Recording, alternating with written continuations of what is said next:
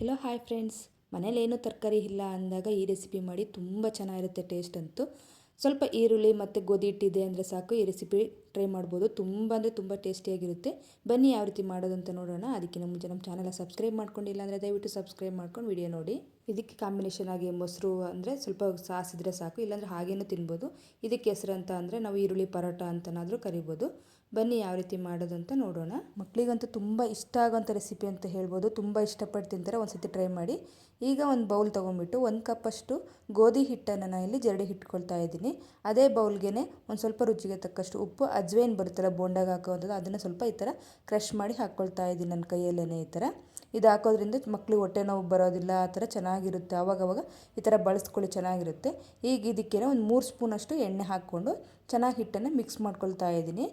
ಸ್ವಲ್ಪನೇ ನೀರು ಹಾಕ್ಕೊಂಡು ಮಿಕ್ಸ್ ಮಾಡ್ಕೊಳ್ಳಿ. ಮಾಮೂಲಿ ಚಪಾತಿ ಹಿಟ್ಟು ಯಾವ ರೀತಿ ಕಲಿಸ್ತೀವೋ ಅದಕ್ಕಿಂತ ಸ್ವಲ್ಪ ಮೆತು ಇರಬೇಕು ಅಷ್ಟೇ ಇದು. ಈಗ ನಾನು ಸ್ವಲ್ಪನೇ ನೀರು ಹಾಕ್ಕೊಂಡು ನೀಟಾಗಿ ಕಲಿಸ್ಕೊತಾ ಇದ್ದೀನಿ. ಹಿಟ್ಟು ಎಷ್ಟು ಚೆನ್ನಾಗಿ ನಾದ್ತೀವೋ ಅಷ್ಟು ಚೆನ್ನಾಗಿರುತ್ತೆ ಪರೋಟ ಅನ್ನೋದು. ನೋಡ್ತಾ ಇರ್ಬೋದು, ನಾನು ಇಲ್ಲಿ ಸ್ವಲ್ಪ ನೀರು ಹಾಕ್ಕೊಂಡು ಚಪಾತಿ ಹಿಟ್ಟನ್ನು ಅದಕ್ಕೆ ಬರೋ ಥರನೂ ಕಲಿಸ್ಕೊಳ್ತಾ ಇದ್ದೀನಿ. ಹಿಟ್ಟು ಈ ರೀತಿ ಚೆನ್ನಾಗಿ ನಾದ್ಕೋಬೇಕು ನಾವಿಲ್ಲಿ. ಈ ಹಿಟ್ಟನ್ನು ಚೆನ್ನಾಗಿ ನಾದ್ಕೊಂಡು ಆದಮೇಲೆ ನಾನಿಲ್ಲಿ ಒಂದು ಲಿಡ್ ಕ್ಲೋಸ್ ಮಾಡಿಬಿಟ್ಟು ಒಂದು 10 ನಿಮಿಷ ಇಟ್ಕೊಳ್ತಾ ಇದ್ದೀನಿ. ಅಷ್ಟರಲ್ಲೇ ನಾವು ಇಲ್ಲಿ ಈಗ ಈರುಳ್ಳಿನೆಲ್ಲ ಕಟ್ ಮಾಡ್ಕೊಂಡ್ಬಿಡೋಣ. ಹಿಟ್ಟು ನೆನೆಯಕ್ಕೆ ಇಟ್ಬಿಟ್ಟು ಇದನ್ನೆಲ್ಲ ಮಾಡ್ಕೊಳ್ಳೋಷ್ಟಕ್ಕೆ ಹಿಟ್ಟು ನೆನೆಯುತ್ತೆ, ಹಾಗೆ ಬೇಗನೂ ಆಗೋಗುತ್ತೆ ಕೆಲಸ ಅನ್ನೋದು. ನೋಡಿ, ಈ ರೀತಿ ನಾನು ಸಣ್ಣದಾಗಿ ಕಟ್ ಮಾಡ್ಕೊಳ್ತಾ ಇದ್ದೀನಿ. ಸ್ಲೈಸ್ ಥರ ಕಟ್ ಮಾಡ್ಕೊಂಡು, ಯಾಕಂದರೆ ಸ್ವಲ್ಪ ದಪ್ಪ ಇದೆ ಈರುಳ್ಳಿ ಅಂತಂದರೆ ನಾವು ಮಡಚುವಾಗ ಇದಾಗುತ್ತೆ ಅಂತ ಸ್ವಲ್ಪ ಸ್ಲೈಸಸ್ ಥರ ಸಣ್ಣದಾಗಿ ಕಟ್ ಮಾಡ್ಕೊಂಡಿದ್ದೀನಿ. ಇದಕ್ಕೇ ಒಂದು 2 ಎಸಳಷ್ಟು ಕರಿಬೇವಿನ ಸೊಪ್ಪನ್ನ ಈ ಥರ ಕೈಯಲ್ಲೇ ಕಟ್ ಮಾಡ್ಕೊಳ್ತಾ ಇದ್ದೀನಿ. 1 ಸ್ಪೂನ್ ಖಾರದ ಪುಡಿ, 1 ಸ್ಪೂನ್ ಧನಿಯಾ ಪುಡಿ, ಒಂದು ಅರ್ಧ ಸ್ಪೂನ್ ಗರಂ ಮಸಾಲೆ, ಒಂದು ರುಚಿಗೆ ತಕ್ಕಷ್ಟು ಉಪ್ಪನ್ನು ಸೇರಿಸ್ಕೊಳ್ತಾ ಇದ್ದೀನಿ ನಾನಿಲ್ಲಿ. ಈಗ ಇದಕ್ಕೇ ಒಂದು 2 ಸ್ಪೂನಷ್ಟು ಬೋಂಡ ಮಾಡ್ತೀವಲ್ಲ ಹುರ್ಗಡ್ಲೆ ಹಿಟ್ಟು, ಅಂದರೆ ಕಡಲೆ ಹಿಟ್ಟು ಬರುತ್ತಲ್ವ, ಅದನ್ನು ಹಾಕ್ಕೊಳ್ತಾ ಇದ್ದೀನಿ ನಾನಿಲ್ಲಿ. ಈ ಹಿಟ್ಟನ್ನೆಲ್ಲ ಹಾಕ್ಕೊಂಡು ಬೈಂಡಿಂಗ್ ಬರೋಕ್ಕೋಸ್ಕರ ಅಷ್ಟೇ ಹಾಕ್ಕೊಂಡಿರೋದು ನಾನಿಲ್ಲಿ ಕಡಲೆ ಹಿಟ್ಟನ್ನು. ಅದೆಲ್ಲ ಒಂಥರ ತಿಕ್ನೆಸ್ ಬರುತ್ತಲ್ವ, ಬಿಡಿಯಾಗಿರುತ್ತೆ ಈರುಳ್ಳಿ ಎಲ್ಲ ಅಂತಂದ್ಬಿಟ್ಟು ಅದಕ್ಕೋಸ್ಕರ ಕಡಲೆ ಹಿಟ್ಟನ್ನು ಹಾಕ್ಕೊಳ್ತಾ ಇದ್ದೀನಿ ನಾನಿಲ್ಲಿ. ಈಗ ಇದನ್ನು ನೀಟಾಗಿ ಈರುಳ್ಳಿಗೆಲ್ಲ ಹೊಂದ್ಕೊಳ್ಳೋ ರೀತಿಲಿ ಮಿಕ್ಸ್ ಮಾಡ್ಕೊಬೇಕು. ಒಂದು ಸ್ವಲ್ಪ ಕೊತ್ತಂಬರಿ ಸೊಪ್ಪನ್ನು ಸಹ ಹಾಕ್ಕೊಂಡ್ಬಿಟ್ಟು ನೀಟಾಗಿ ಈ ಥರ ಮಿಕ್ಸ್ ಮಾಡ್ಕೊಳ್ಳಿ. ಎಲ್ಲ ಮಿಕ್ಸ್ ಮಾಡ್ಕೊಳ್ತಾ ಇನ್ನೂ ಸ್ವಲ್ಪ ಬಿಡಿ ಅನ್ನಿಸ್ತಾ ಇದೆಯಪ್ಪ ಅಂತಂದರೆ ಇನ್ನೂ ಸ್ವಲ್ಪನೂ ಕಡಲೆ ಹಿಟ್ಟನ್ನು ಹಾಕ್ಕೊಳ್ಳಿ. ಇದಕ್ಕೆ ನಾನು ಇಲ್ಲಿ ಒಂದು 3 ಸ್ಪೂನಷ್ಟು ಕಡಲೆ ಹಿಟ್ಟನ್ನು ಯೂಸ್ ಮಾಡಿದ್ದೀನಿ ನಾನಿಲ್ಲಿ. ನೋಡ್ತಾ ಇರ್ಬೋದು ನೀವು. ನಿಮ್ಗೇನಾದರೂ ಕಡಲೆ ಹಿಟ್ಟು ಹಾಕೋ ಇಷ್ಟ ಇಲ್ಲ ಅಂದರೆ ಚಿರೋಟಿ ರವೆ ಬರುತ್ತಲ್ಲ, ಅದನ್ನು ಸಹ ಆ್ಯಡ್ ಮಾಡ್ಕೊಬೋದು. ನಾನು ಇಲ್ಲಿ ಕಡಲೆ ಹಿಟ್ಟನ್ನೇ ಸಹ ಉಪಯೋಗಿಸ್ಕೊಂಡಿದ್ದೀನಿ. ಈಗ ಇದನ್ನು ಸೈಡಿಗೆ ಇಟ್ಬಿಟ್ಟು ಹಿಟ್ಟನ್ನು ಚೆನ್ನಾಗಿ ನಾದಿ ಇಟ್ಟಿದ್ವಲ್ಲ, ಅಷ್ಟರಲ್ಲೇ ನೆನ್ಕೊಂಬಿಟ್ಟಿರುತ್ತಲ್ವ, ಈಗ ಇನ್ನೊಂದು ಸ್ವಲ್ಪ ಹೊತ್ತು ಚೆನ್ನಾಗಿ ನಾದ್ಕೊಳ್ತಾ ಇದ್ದೀನಿ ಹಿಟ್ಟನ್ನು. ಹಿಟ್ಟು ಎಷ್ಟು ನಾದ್ತೀವೋ ಅಷ್ಟು ಚೆನ್ನಾಗಿರುತ್ತೆ ಪರೋಟ ಅನ್ನೋದು. ಈಗ ಸ್ವಲ್ಪನೇ ಮೇಲೆ ಎಣ್ಣೆ ಹಾಕಿದ್ವಲ್ಲ, ಇಲ್ಲಿ ಬಂಡೆ ಮೇಲೇ ಹಾಕಿ ಈ ಥರ ಮಾಡ್ಕೊಳ್ತಾ ಇದ್ದೀನಿ ನಾನಿಲ್ಲಿ. ಈಗ ಎಷ್ಟು ಬೇಕೋ ಆ ಸೈಜಲ್ಲಿ ಉಂಡೆ ಎಲ್ಲ ತಗೊಂಡ್ಬಿಡೋಣ ನಾವಿಲ್ಲಿ. ತುಂಬ ಅಂದರೆ ತುಂಬ ಈಸಿ ರೆಸಿಪಿ, ಯಾಕಂದರೆ ಒಂದು ಹಂಚು ಮಾಡ್ತಾಯಿದ್ರೆ ಒಂದು ಹಂಚು ಮೇಲೆ ಇದು ಮಾಡ್ಕೊಂಡ್ಬಿಡ್ಬೋದು.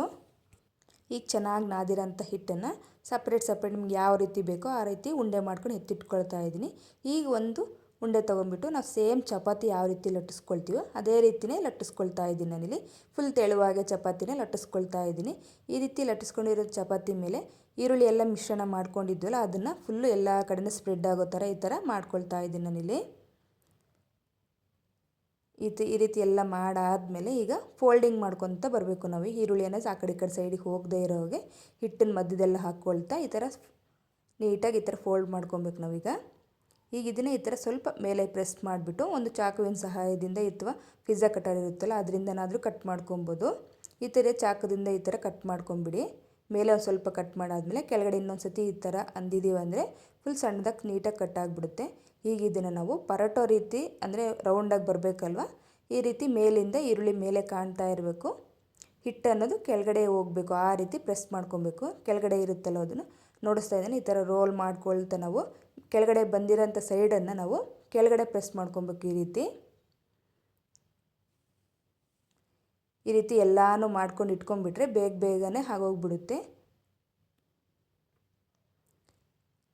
ಈಗ ಒಂದೇ ಸರಿ ಈ ಥರ ಮಾಡ್ಕೊಂಡು ಇಟ್ಕೊಂಡಿದ್ವಲ್ಲ, ಈಗ ಒಂದೊಂದೇ ಸ್ವಲ್ಪ ಹಿಟ್ಟು ಹಾಕ್ಕೊಂಡು ಲಟ್ಟಿಸ್ಕೊಳ್ತಾ ಇದ್ದೀನಿ.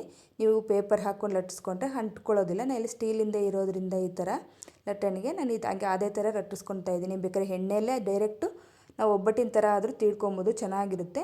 ನಾನು ಹಿಟ್ಟು ಹಾಕ್ಕೊಂಡು ತೀಡ್ಕೊಳ್ತಾ ಇದ್ದೀನಿ, ಯಾಕಂದರೆ ಅಷ್ಟೊಂದು ಎಣ್ಣೆ ಎಲ್ಲ ಹಾಕೋದು ಬೇಡ ಅಂತಂದ್ಬಿಟ್ಟು ಗೋಧಿ ಹಿಟ್ಟನ್ನೇ ಸ್ಪ್ರೆಡ್ ಮಾಡ್ಕೊತಾ ಈ ಥರ ಲಟ್ಟಿಸ್ಕೊಳ್ತಾ ಇದ್ದೀನಿ. ಈಗ ಇದನ್ನು ಒಂದೊಂದೇ ಥರ ಮಾಡ್ಕೊಂಡು ಇಟ್ಕೊಂಡ್ರೆ ಬೇಗ ಆಗುತ್ತೆ ನಮಗೆ. ಯಾಕಂದರೆ 1-2 ತವ ಇಟ್ಕೊಂಡು ಬೇಗ ಸುಟ್ಕೊಂಡ್ಬಿಡ್ಬೋದು. ಈಗ ನಾನು ಇಲ್ಲಿ ಒಂದು ಕಾದಿರೋ ತವ ಮೇಲೆ ಒಂದು ಮಾಡಿರೋ ಅಂಥ ಈರುಳ್ಳಿ ಪರೋಟನ ಹಾಕ್ಕೊಳ್ತಾ ಇದ್ದೀನಿ.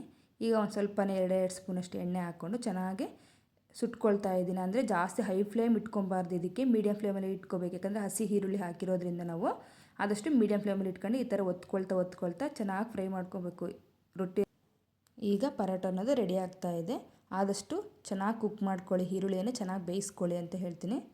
ನೋಡಿ, ಈ ರೀತಿ ಎಲ್ಲ ಚೆನ್ನಾಗಿ ಕುಕ್ ಆಗಿರೋಂಥ ಪರೋಟನ ಈಗ ಒಂದು ಸರ್ವಿಂಗ್ ಪ್ಲೇಟ್ಗೆ ತೊಗೊಳ್ತಾ ಇದ್ದೀನಿ. ಅದೇ ರೀತಿಯೇ ಎಲ್ಲ ಪರೋಟನೂ ಸುಟ್ಕೊಂಬಿಡಿ, ಚೆನ್ನಾಗಿರುತ್ತೆ ಟೇಸ್ಟ್ ಅಂತೂ. ಮಕ್ಕಳಂತೂ ತುಂಬ ಇಷ್ಟಪಟ್ಟು ತಿಂತಾರೆ. ನೀವು ಒಂದು ಸತಿ ಟ್ರೈ ಮಾಡಿ ನೋಡಿ ಹೇಗೆ ಬಂತು ಅಂತ ಕಾಮೆಂಟ್ ಮಾಡಿ. ಬಿಸಿ ಬಿಸಿ ರೊಟ್ಟಿ ಆದರೂ ಸರಿ ಅಥವಾ ತಣ್ಣಗಾದ್ಮೇಲೆ ಆದ್ರೂ ಸವಿಬೋದು, ತುಂಬ ಚೆನ್ನಾಗಿರುತ್ತೆ. ಇದ್ರ ಜೊತೆಗೆ ಏನೂ ಬೇಕಿಲ್ಲ, ನಿಮ್ಗೆ ಬೇಕಂದರೆ ಮೊಸರನ್ನ ಮತ್ತು ಸಾಸನ್ನ ಬಳಸ್ಕೊಂಡು ತಿನ್ಬೋದು.